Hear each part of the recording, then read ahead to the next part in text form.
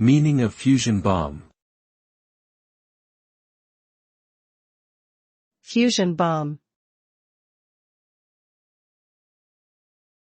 Fusion bomb.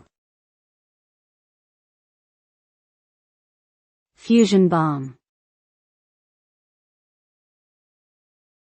Fusion bomb.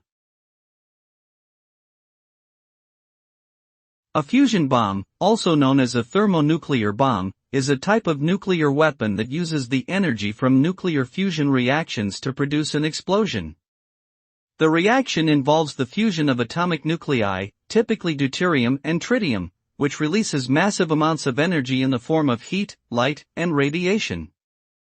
The result of a fusion bomb detonation is a devastatingly powerful explosion that can cause widespread destruction and loss of life. These weapons have the potential to produce much greater explosive yields than conventional nuclear weapons, making them a significant threat to global security.